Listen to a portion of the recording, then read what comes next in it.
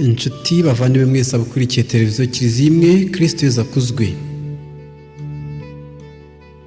Nongeye kubaha ikaze mu ikiganiro ifunguro rya roho.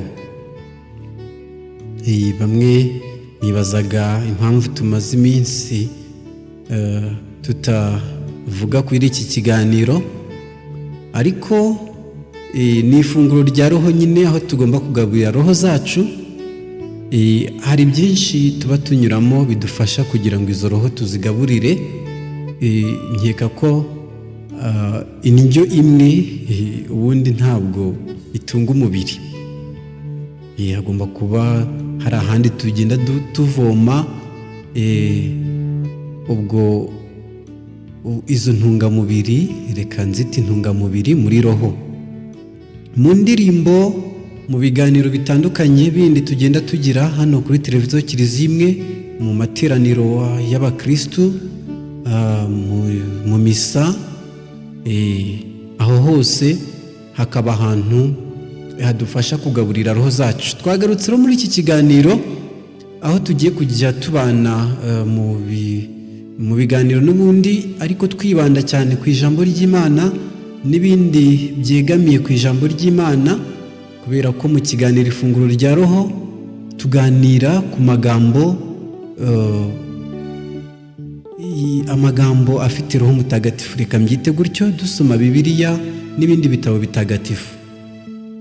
Tuzajya dusoma nk'uko nabibemereye, tuzarebera hamwe ibijyanye n'impuhwe z'Imana twifashishije akanyamakuru ka Mutagatifu Mama Faustina wa Kowalska. Tuzabirebaho, tugende turebera hamwe ibyo Yezu yagendaga ahishurira mu Mutagatifu Mama Faustina. Abari mu muryango w'impuhwe z'Imana mubizi cyane, ariko n'abatawurimo natwe dukeneye kubimenya, tukanabibwira abandi, tugafasha Mama Faustina kwamamaza izo mpuhwe z'Imana. Bityo tukaba turi gufasha Yezu na Mariya gukiza isi. Gusa uyu munsi, uyu mwanya, muri iki kiganiro tugiye gukomereza hamwe mu gitabo cy'Intangiriro. Igitabo kimeze nk'ikitubwira amateka, ariko amateka adatana n'Imana, aho Imana yagiye ikoresha uburyo butandukanye kugira ngo umuryango wayo iwuyobore. Guhera kuri Adamu na Eva bacumuye, bajyanywe bunyago, ndavuga babakomotseho, bagarutse yimuka Misiri, ibitabo by'abami, ibyo byose bitwereka amateka y'umuryango w'Imana n'uburyo umukristo nyine agomba kuboneramo ko mu buzima bwe Imana burya itamusiga. Uyu munsi ubwo nari mu Kiliziya, umusaseridoti waduturiye igitambo yavuze ati, igihe uzabona uri mu nzira ukabona nta bigusha, nta sekibi muri guhura, ujye wikomanga ku gatuza wikebuke, kuko ushobora kuzaba uri mu cyerekezo kimwe na shitani. Ikavuga iti, umwana wanjye ndamurwanyiriza iki ko n'ubundi turi mu cyerekezo kimwe?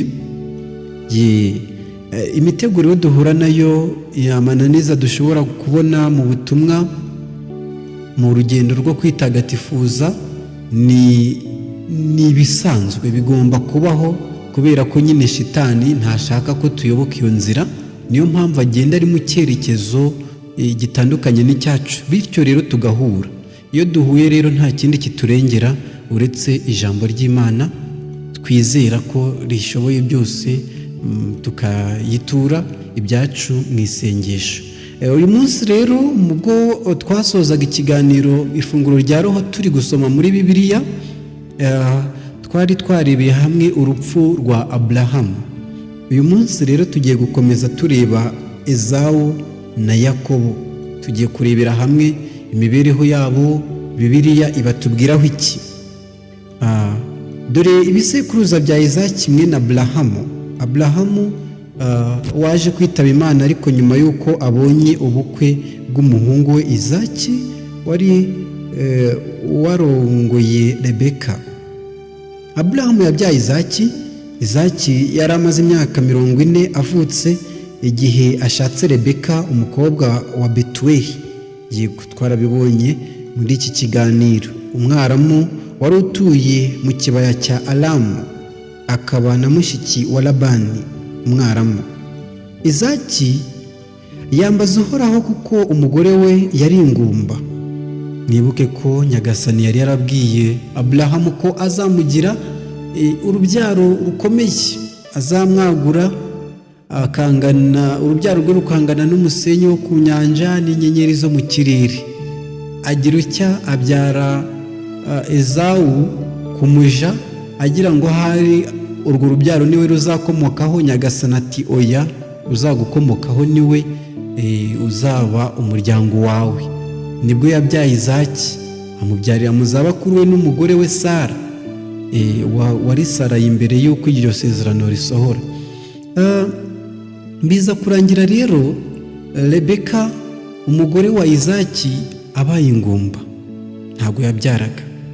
Hanyuma iryo sezerano twakibaza ngo Imana yari yaragiriye Aburahamu ntirisohoreze kuri Aburahamu, none umuhungu we w'ikinege we rukumbi ku isezerano, reka mbyite gutyo, kubera ko Ezawu yari ahari ariko ntiyari uw'isezerano, none nawe umugore we akaba atabyara, iryo sezerano rizuzurizwa he? Uhoraho rero aramwumva. Izaki yatakambiye Uhoraho aramwumva. Rebeka asama inda, abana bataravuka babyiganira mu nda ye. Aravuga ati kuki ari njyewe ibi bibayeho? Nuko ajya guhanuza Uhoraho aramusubiza ati inda yawe irimo amahanga abiri, mu bura bwawe hazasohokamo amoko abiri, ubwoko bumwe buzarusha ubundi amaboko, umukuru azaba umugaragu w'umuto. Igihe cyo kubyara kigeze asanga koko nk'uko yari atwite abana babiri. Gakuru avuka ari ikigina, afite ubwoya umubiri wose nk'uruhu rw'igikoko, niko kumwita Ezawu ari byo kuvuga cyoya. Hakurikiyeho rero gatoya aza afashe agatsitsino ka Ezawu, kuko urumva bavukiye rimwe, bamwita Yakobo. Bavutse ise Izaki afite imyaka 60. Abahungu barakura, Ezawu aba umuhigi wabuhiriye, ni ukuvuga yakundaga guhiga akiruka imisozi. Naho Yakobo yari umuntu utuje akigumira mu mahema. Izaki yakundaga Ezawu kuko umuhigo we wamuryoheraga, umuhigo w'umuhungu we. Rebeka we akikundira Yakobo. Ibi birumvikana. Izaki yakundaga Ezawu nk'umuntu wari umuhigi, ajya gushabika akamuzanira akamuhereza, agahereza umusaza. Noneho Ezawu uwo nguwo niwe wajyaga guhiga akazanira Izaki. Naho undi we Yakobo akibera mu rugo mu mahema. Byumvikane ko wenda yafashaga nyina imirimo yo mu rugo, akaba ari nacyo cyatumye wenda amukunda nyine, kuko amuhora iruhande.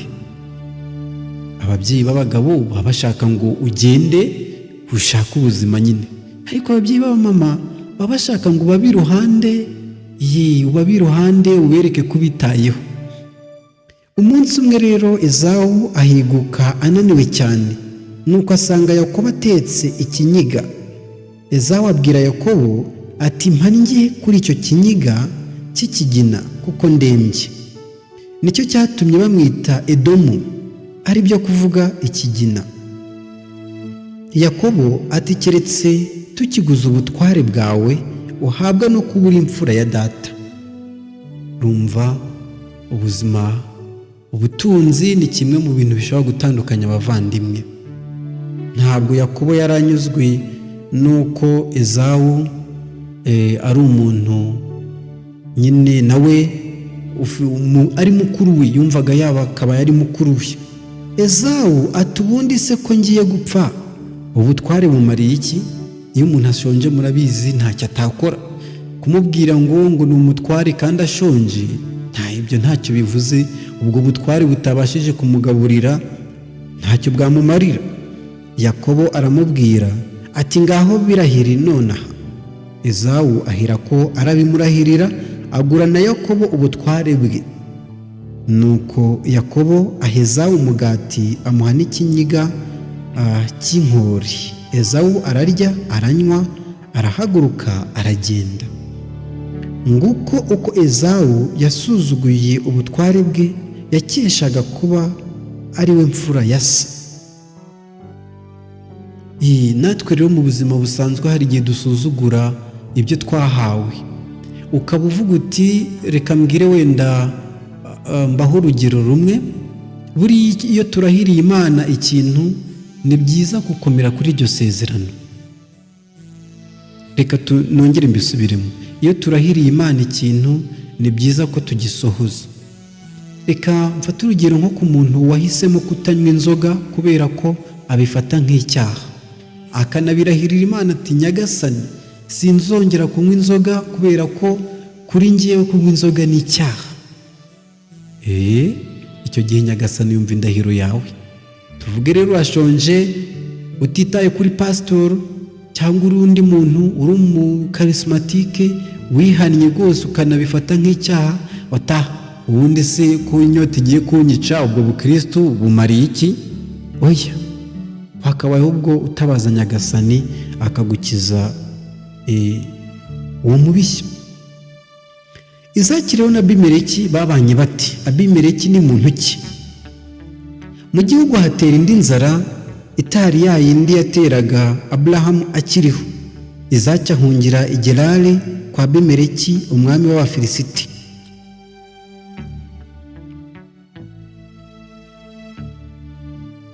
Uhoraho aramubonekera aramubwira ati ntumanuke ngo ujye mu Misiri, ahubwo uzature mu gihugu nzakubwira. Uzagume muri icyo gihugu, nzaba ndi kumwe nawe kandi nguhe umugisha, kuko wowe n'urubyaro rwawe nzabaha ibi bihugu byose, kandi nkazakomeza indahiro narahiriye so Aburahamu. Nzagwiza urubyaro rwawe rungane n'inyenyeri zo mu kirere, kandi nzabaha ibi bihugu byose. Imiryango yose y'isi izabaherwamo umugisha. Nzabigirira Aburahamu kuko yanyumvise akita ku mabwiriza n'amategeko yanjye, ku matangazo n'amategeko yanjye. Izaki niko gutura i Gerari. Abantu baho baza kumubaza ibyerekeye umugore we, arabasubiza ati ni mushiki wanjye. Ati kuvuga ko ari umugore we atinya kubivuga kuko yari afite ubwiza buhebuje. Yari anafite ubwoba kandi bwo kwicwa n'abantu baho bamuhora Rebeka wari mwiza cyane mu maso. Amaze igihe kirekire Abimeleki umwami w'Abafilisiti arunguruka mu idirishya abona Izaki akina n'umugore we baseka. Abimeleki ahamagaza Izaki aramubwira ati biragaragara ko ari umugore wawe. Ni kuki rero wavuze uti ni mushiki wanjye? Izaki ati niko nibwiraga. Nuko nibwiraga nti be kunyica bamumpora. Abimeleki ati ibyo watugize ni ibiki? Habuze gato ngo hagire umwe muri twe uryamana n'umugore wawe. Ubwo rero uba waraduteye gucumura. Abimeleki aca iteka mu bantu bose ati uzakora kuri uyu mugabo cyangwa se ku mugore we azapfa nta kabuza. Izaki abiba imbuto muri icyo gihugu. Uwo mwaka yeze ibingana n'inshuro 100 z'ibyo yabibye. Uhoraho amuha umugisha. Uwo mugabo aba igikomerezwa, agenda arushaho gukira bigeze ku bukungu bw'akarenga. Yari afite imikumbi n'amashyo y'abagaragu be n'abagaragu benshi. hanyuma rero Abimeleki amaze kubona ko uwo muntu nawe ari umuntu udasanzwe, bagirana isezerano. Abafilisiti bagirira Izaki ishyari, nuko baza gusiba amariba yose abagaragu ba se bari barafukuye Aburahamu akiriho, murabyibuka. bayuzuzamo ibitaka. Abimeleki abwira Izaki ati genda tuvira aha kuko usigaye uturusha amaboko. Mu by'ukuri yari yarahabasanze, uhoraho amuha umugisha, ibyo yahinga keza yarahirwa, baramurakarira bati ngaho tuvira aha. Izaki arahava, ashinga amahema ye mu kibaya cy'Igerari aturayo, asibura amariba bari barafukuye yose se Aburahamu akiriho, kuko Abafilisiti bari barayasibye Aburahamu amaze gupfa. Ayita amazina se yayise. Abagaragu ba Izaki bafukura muri icyo kibaya, bahasanga iriba ry'amazi adudubiza. Abashumba b'Igerari batunganira ayo mazi n'abashumba ba Izaki bavuga bati ni ayacu. Iryo riba Izaki aryita Eseki, ari byo kuvuga ngo impaka.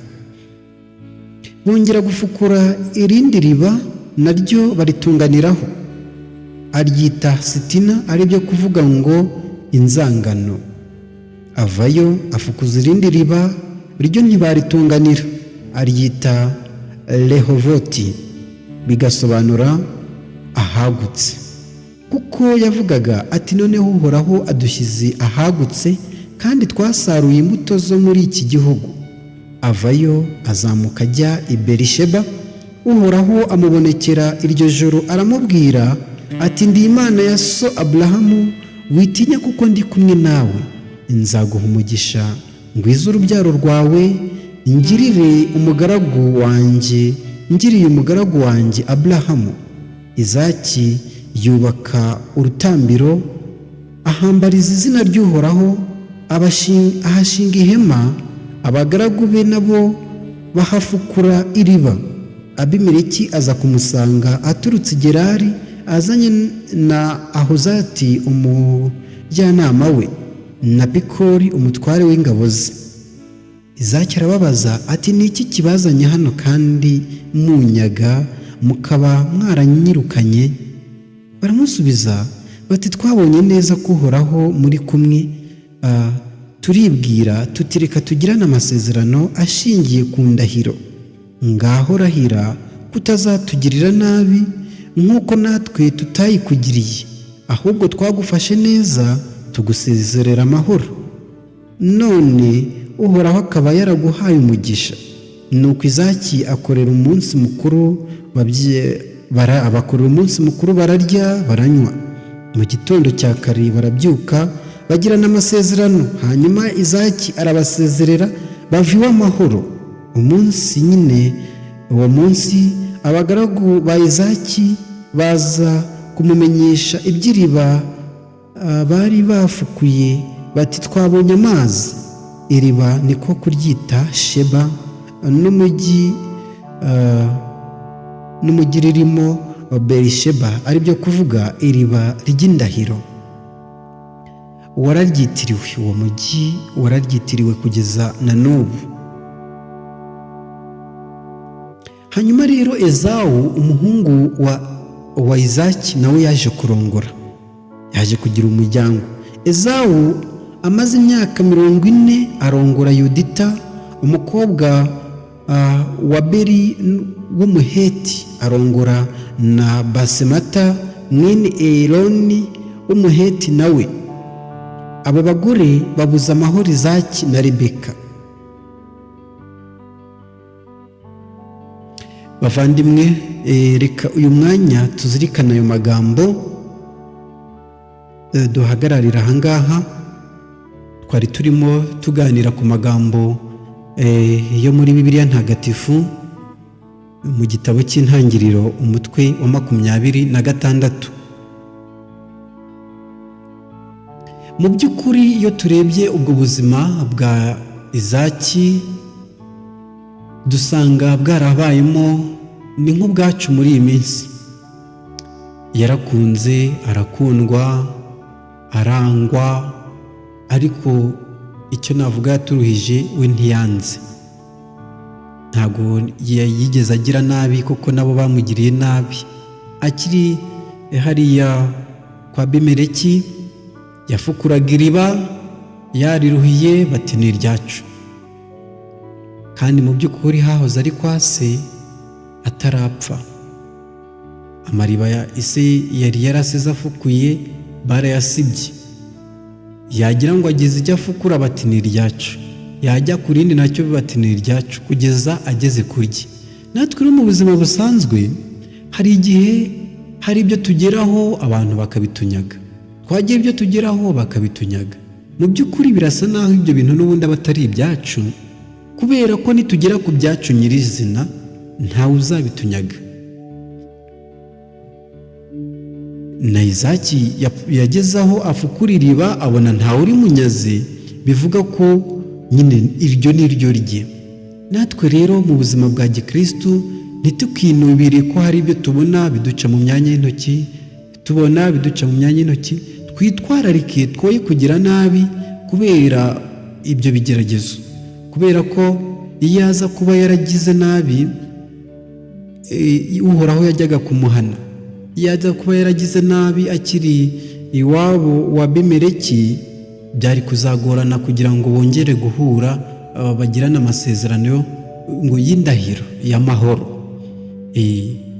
Bavandimwe rero, natwe uyu munsi twige kubana mu mahoro kandi no kubabarira igihe biri ngombwa, atitaye ko bamwirukanye, baraje arabakira kandi bagirana amasezerano, babana mu mahoro batitaye ku byahashize. Natwe rero nk'abakristu reka urwo rugero ruturange, twoye kubakira ku bibi byabaye, ahubwo duhere duca bugufi mu byo duhura nabyo, tubyereke Imana. Mwumvise ko Nyagasani yamwegereye amubwira ati witinya, ndi kumwe nawe. Natwe rero iyo ubona abantu bakugirira nabi, rimwe ugaterwa n'ibisambo bikagukubita, ukabona ntupfuye, wenda baragukomerekeje urivuje urakira, abantu bakakunyaga imitungo yawe, bakabona uracyariho, urahumeka, urashaka ibindi bigashoboka, amaherezo ujya wibaza uti ese kuba ubundi banangirira nabi ariko nkaguma mpari, ni imbaraga zanjye? Ntabwo ari izawe, utazanabyibeshya. Rero numara kubona ko atari izawe, uzabona ko nyirazo ari ufite ijambo rya nyuma ku buzima bwawe. Natwe rero uyu munsi uhoraho aratubwira ati ndi Imana ya so, witinya kuko ndi kumwe nawe, nzaguha umugisha, ngwize urubyaro rwawe, ngiriye umugaragu wanjye Aburahamu. Bavandimwe, nkunda kubivuga ngo tugerageze kubaka igisekuru kizira amakemwa imbere y'Imana. Nibura umugisha tutari kubonera mu bo dukomokaho, abadukomokaho bazawutubonereho. Yego. Ni naha rero dusoreje ikiganiro cyacu ikiganiro cyacu Ifunguro rya Roho. Nitwa Jean Pierre Urukundo. Dukomeze kubana mu biganiro bitandukanye hano kuri televiziyo Kiliziya.